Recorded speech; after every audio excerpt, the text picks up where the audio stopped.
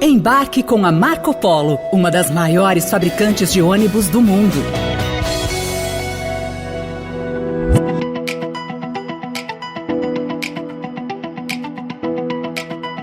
Ontem ocorreu a eleição dos presidentes da Câmara e do Senado.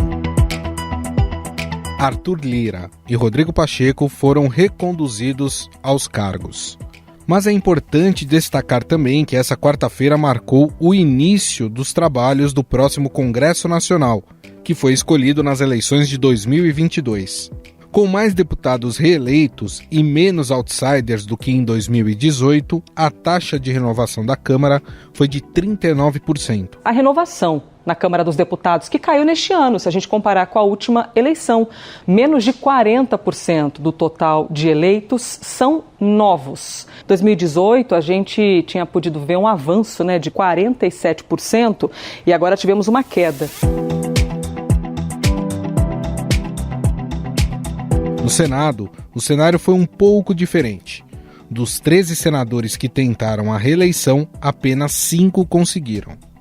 No total, 22 senadores que poderiam se reeleger estarão fora da próxima legislatura. Isso inclui aqueles que não disputaram as eleições por uma opção pessoal. A maior bancada atualmente é a do PL, partido de Bolsonaro. Não diria que é um parlamento mais à direita. Eu diria que é um parlamento com mais centrão. PL não é exatamente um partido de extrema-direita ou de direita, conservador no sentido econômico, no sentido liberal, vamos falar assim. Mesmo assim, o pleito de outubro do ano passado transformou o Congresso em um espaço mais conservador e de direita.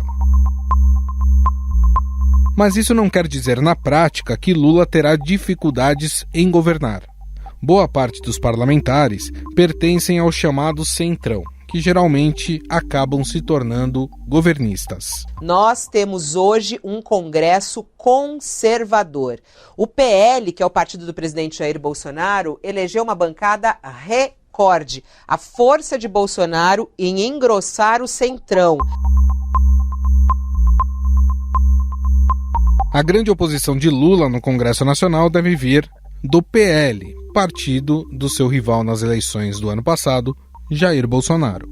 No entanto, não podemos nos esquecer que nem todos os políticos da legenda são bolsonaristas e alguns podem migrar para a base de apoio do governo. Cerca de 40 deputados têm disposição de dialogar com o governo Lula dentro do partido do Bolsonaro. São os deputados do Centrão Raiz.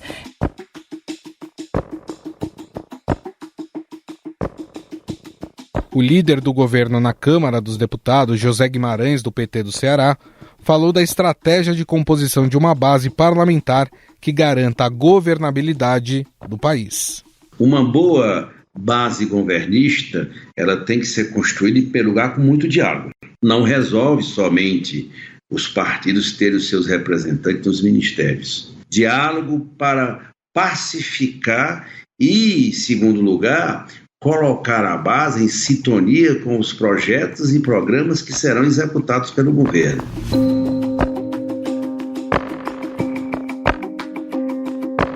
Fato é que a efetiva base aliada e a oposição ao governo Lula na Câmara só ficarão mais evidentes a partir das próximas semanas.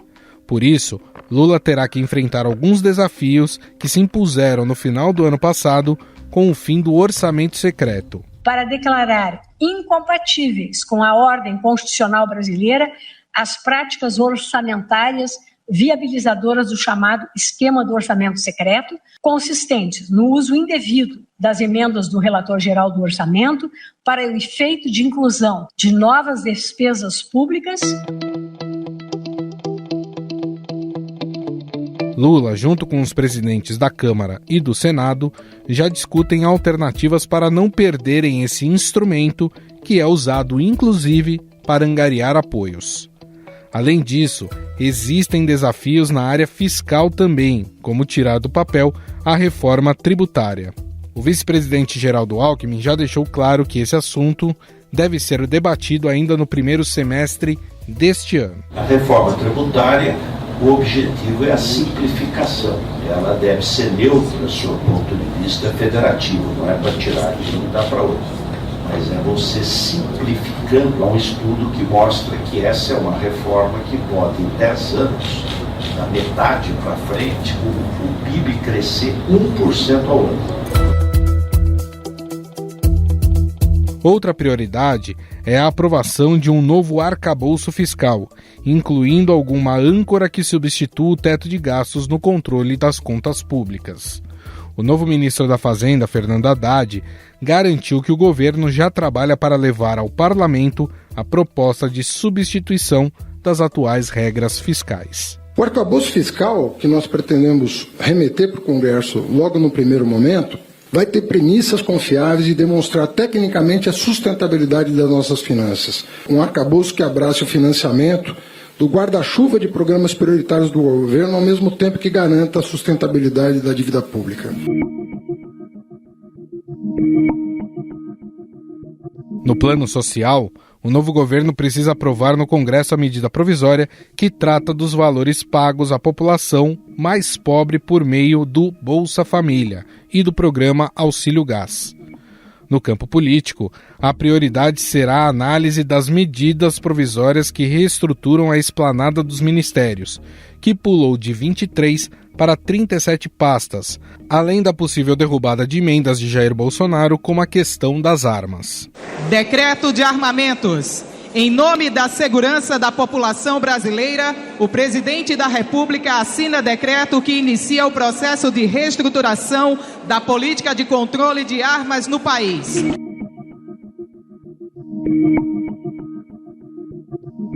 Além disso, os governistas buscam também uma forma de enterrar CPIs que os próprios petistas e aliados defenderam para investigar os atos de 8 de janeiro. Lula disse que uma comissão neste momento poderia terminar em uma confusão tremenda. Nós temos instrumento para fiscalizar o que aconteceu nesse país. Uma comissão de inquérito, ou seja, ela pode não ajudar e ela pode criar uma confusão tremenda.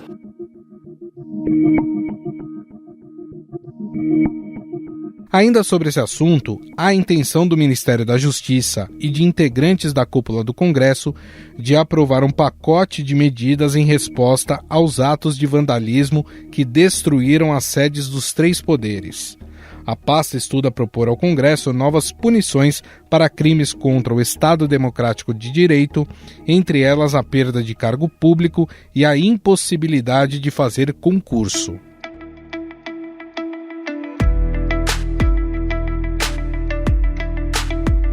Desde que foi eleito, Lira e Pacheco deram sinalizações de que estão ao lado de Lula para garantir a governabilidade no Congresso.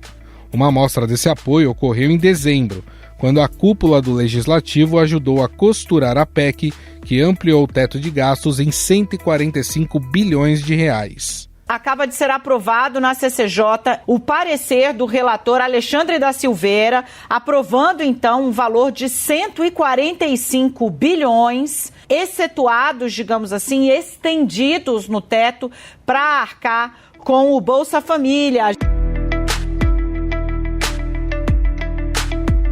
Afinal, Lula conseguirá a tão sonhada governabilidade com este novo Congresso? Sobre o assunto, vamos conversar com o cientista político e professor do INSPER, Leandro Consentino. Tudo bem, professor? Tudo bem, Gustavo. Prazer estar aqui com você e com todos os ouvintes da Estadão Notícias. Prazer é todo nosso. Professor, Pacheco venceu a eleição no Senado. Era uma eleição que havia uma dúvida, mas Pacheco conseguiu vencer a eleição. Ou seja, tanto o presidente da Câmara, Arthur Lira, como Rodrigo Pacheco conseguem continuar neste cargo. Existe uma importância grande no fato deles terem se mantido nas cadeiras para o governo Lula? Sem dúvida, Gustavo, porque o governo Lula apostava nessa recondução de ambos ali. No do Arthur Lira, no caso, era um consenso maior, né? Mas no do Rodrigo Pacheco a gente viu a oposição se articulando em torno do Rogério Marinho, e ainda assim Rodrigo Pacheco confirmou o seu favoritismo, e isso guarda uma importância muito grande em ter um aliado ali à frente do Congresso Nacional, sobretudo para passar as pautas que o governo deseja e blindar as pautas que o governo não deseja irem adiante. A derrota de Marinho, mas mesmo que com um apoio expressivo de senadores, isso leva um recado também a Lula? Sem dúvida nenhuma, Gustavo. É um recado muito importante, é um sinal de alerta que diz o seguinte: olha, tudo bem, o presidente do Senado foi aquele que você esperava, que você apoiou, mas ao mesmo tempo tem aí uma oposição importante, aí uma oposição que consegue erguer barricadas, que consegue lançar uma candidatura forte contra o candidato esperado, no caso a candidatura do Rogério Marinho. Então uma oposição que não deve dar vida fácil ao presidente Lula. Mesmo na Câmara, onde Lira teve uma maioria, essa maioria é mais do próprio Lira do que do governo Lula. Então também é importante saber que o governo Lula não tem uma base suficiente para aprovar, por exemplo, emendas constitucionais, o que pode pôr uma pedra no sapato muito grande, sobretudo nesse primeiro biênio aí do governo. Agora, professor, nós tivemos nas últimas eleições de outubro de 2022 uma taxa menor de renovação na Câmara dos Deputados do que aconteceu em 2018, que foi aquele show de outsiders que conseguiram se eleger. A taxa de renovação da Câmara ficou ali em torno de 39%. No entanto, se a gente juntar Câmara e Senado, não há dúvidas de que o parlamento ficou mais conservador e mais à direita. De alguma forma, Lula vai ter que negociar muito mais para ter uma governabilidade, ou o fato de já ter atraído parte do Centrão para a base do governo, isso já dá um respiro para o governo Lula? Gustavo, é um respiro, né? Se fosse sem essa parte do Centrão, se você pegasse só essencialmente a esquerda, Lula teria apenas 1/4 ali dos parlamentares, o que é muito pouco para qualquer coisa, inclusive para aprovar um simples projeto de lei. Agora, é um respiro bastante diminuto ainda, porque essa negociação com o Centrão ela é feita votação a votação, ela é feita momento a momento, não há, enfim, um esquema montado, e nisso eu não estou fazendo um elogio, um convite a que se monte um esquema, mas quando a gente pensa nas relações entre executivo e legislativo nos últimos anos, a gente via aí mensalão, petrolão, quando sob o PT, depois nós vimos orçamento secreto sob Jair Bolsonaro. Quer dizer, esse tipo de arranjo facilitou muito esse relacionamento. E agora que a gente não vê, ou que a gente vê impedido o orçamento secreto e esses outros caminhos estão sendo muito mais escrutinados e fiscalizados, a dificuldade vai ser muito maior. A gente já percebeu que mesmo com esses acordos aí com o Centrão, Lula não tem sequer uma maioria para aprovar emendas constitucionais. Pode ter problemas que a oposição consiga, por exemplo, levar adiante comissões parlamentares de inquérito. Então, nesse caso aí, ele anda no fio da navalha, ele vai ter uma dificuldade para governar, porque esses acordos com o Centrão não são sempre seguros, né? Como se ele tivesse uma base própria ideológica. Portanto, vai ser um governo bastante mais difícil, talvez, do que aquele que ele enfrentou no primeiro e no segundo mandato. Nós já percebemos, professor, que, claro, a direita ela não tem uma única ideologia, ela não é um grupo sólido, né? Você tem ali várias vertentes, vários pensamentos, e a gente percebe que aqueles deputados e senadores, a parte moderada tem tentado se distanciar dos bolsonaristas, aqueles mais radicais. A tendência é essa, a tendência é que os bolsonaristas eles fiquem mais isolados no Congresso Nacional? Gustavo, acho que sim, é a tendência, porque enfim, sabemos também que o presidente Bolsonaro e alguns de seus aliados mais próximos podem enfrentar problemas judiciais também, então a tendência é que cada vez mais atores que não queiram se contaminar com isso, que tenham pretensões futuras, como os governadores de estado, por exemplo, o próprio Tarcísio de Freitas, que era muito próximo de Jair Bolsonaro e já está mirando para outras paragens aí, acho que tendem a se afastar. A grande questão é que construir uma terceira via no Brasil não parece ser uma tarefa fácil, foi o recado que nos mostraram as duas últimas eleições, de 2018 e de 2022, e nesse momento parece que não há ninguém disposto a liderar esse esforço. Parte do que se dizia terceira via está sob o governo Lula, vamos pensar em Simone Tebet, por exemplo, e a outra parte não levanta uma bandeira de alternativa. Vamos olhar para essa eleição e ver que teve um grupo no Senado, né, apoiando Rodrigo Pacheco sob a guarda do governo, e outro sob o tacão da oposição ali bolsonarista com Rogério Marinho. Não se teve uma candidatura diferente. Teve o Eduardo Girão ali que expressava pouco ali a questão dos votos, mas não teve algo que o Centro Democrático construiu. O próprio PSDB, por exemplo, que pretende ser uma alternativa, Eduardo Leite, tudo, foram lá se perfilar ao lado de Rogério Marinho. Então, ainda há uma dificuldade muito grande desse discurso mais moderado de centro-direita. Há um espaço para que isso cresça, para que isso floresça, mas ele ainda não foi ocupado totalmente. A gente precisa esperar, sobretudo, as eleições de 2024 municipais, para ver se algum perfil de liderança surge nesse vácuo político. Por enquanto, a gente permanece com a polarização oriunda das últimas eleições.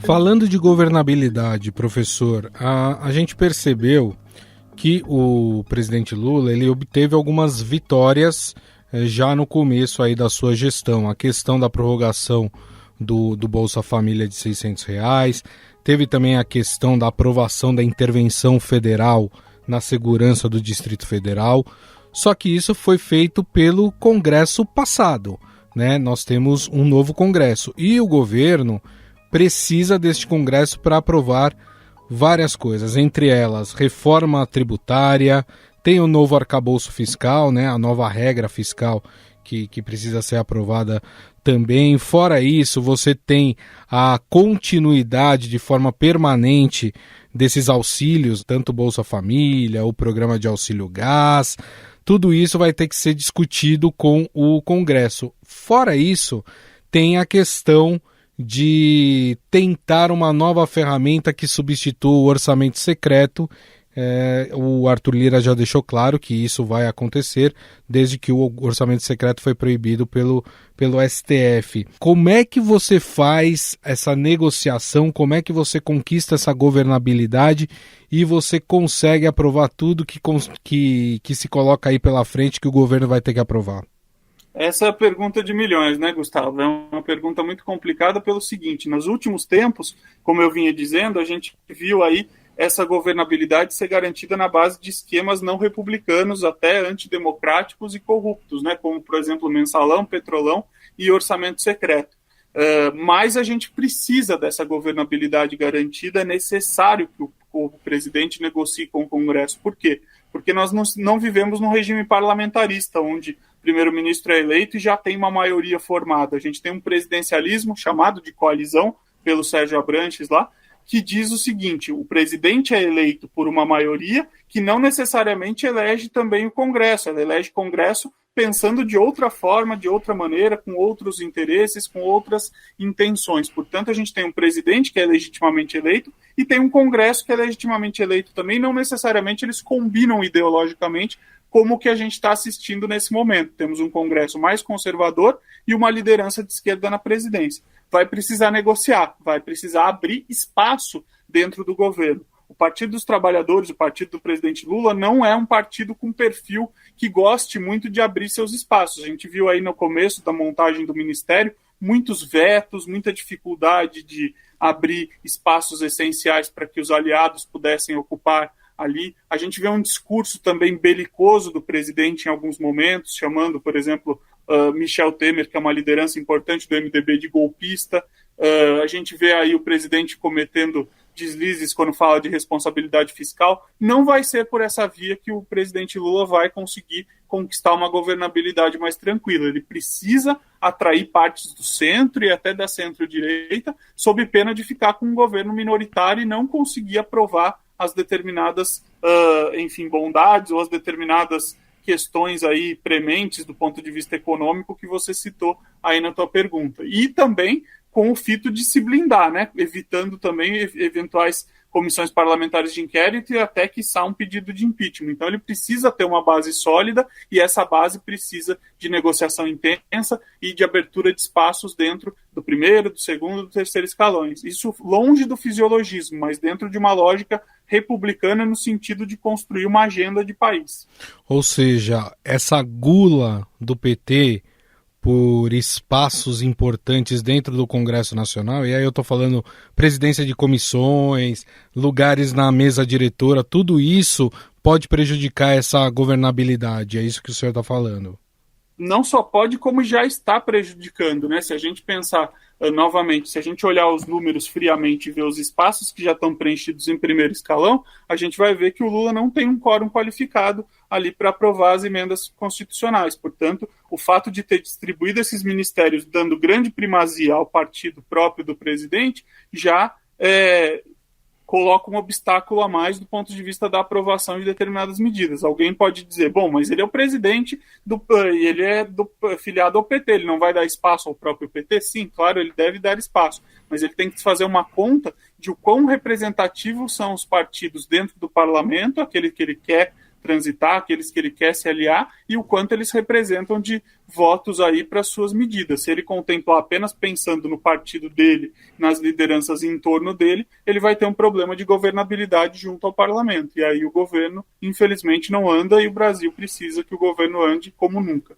Tem um assunto que tem um potencial, professor, de talvez paralisar os trabalhos aí no Congresso Nacional, que é o caso que ocorreu no dia 8 de janeiro, os atos golpistas, né, a invasão de prédios públicos em Brasília, e há aí no escopo dos assuntos que serão tratados principalmente no Senado, a implantação de uma CPI.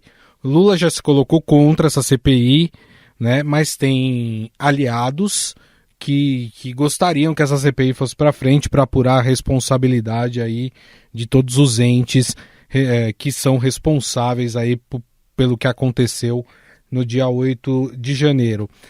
Essa CPI, o Lula tem razão de não querer que ela aconteça, ela tem o potencial de fazer o que aconteceu com a CPI da Covid, de travar o trabalho do Congresso Nacional e com isso prejudicar tudo aquilo que o atual governo precisa passar pelo Congresso? Gustavo, vamos lá. Como cidadão, eu espero que todo evento, inclusive um evento daquela magnitude que a gente assistiu, seja permanentemente investigado, escrutinado, que a gente chegue aos financiadores, aos autores intelectuais de todo aquele processo. A grande questão é que, do ponto de vista de um presidente da República, ele precisa pensar também no próprio governo. Então, ele não está equivocado quando ele sinaliza a ideia de que não seria desejável abrir o governo com uma comissão parlamentar de inquérito, sobretudo porque, primeiro, o governo é avaliado, muito bem observado pela população nesse início, né? Aqueles famosos 100 dias que foram cunhados lá pelo Franklin Roosevelt nos Estados Unidos, ainda valem, quer dizer, olhar essa lua de mel aí, aproveitar esse momento aí em que o governo ainda está em lua de mel com a sociedade para aprovar medidas importantes. E segundo, que obviamente é aquele velho jargão de Brasília. CPI a gente sabe quando e como começa, mas a gente nunca sabe quando e como termina. Então, quer dizer, o fato dessa CPI, por exemplo, começar a apontar o dedo para quem ali, de alguma forma, teve participação nesses atos, pode abrir espaço para dizer, bom, mas já houve outros atos de depredação a prédios públicos e nós temos que buscar os atores envolvidos, nós temos que buscar quem financiou esses também, e aí começa uma troca intestina entre oposição e entre governo que vai levar a paragens que a gente não imagina e paralisa, de fato, trabalhos importantes nas duas casas do Congresso ou na casa em que ela for instalada. Então, de fato, como cidadão, esperamos que haja essa investigação, mas ele, como presidente, tem razão em dizer que não deseja uma CPI nesse momento e talvez tenha que conter aliados mais afoitos que vão querer essa comissão com vistas a prejudicar a oposição atual, mas que acaba podendo respingar no governo. Perfeito. Bom, nós conversamos com o cientista político e professor do INSPER, Leandro Consentino, a quem eu agradeço mais uma vez a entrevista. Muito obrigado, viu, professor? Eu que agradeço, Gustavo. Sempre um grande prazer estar falando com você e com todo o pessoal do Estadão Notícias. Um grande abraço.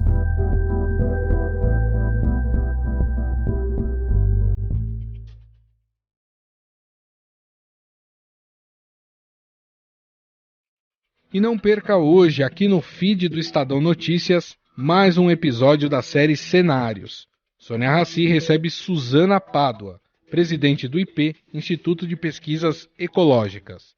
Ela fala sobre a importância da educação ambiental em todos os setores da sociedade para mostrar o potencial econômico da nossa biodiversidade. Estadão Notícias.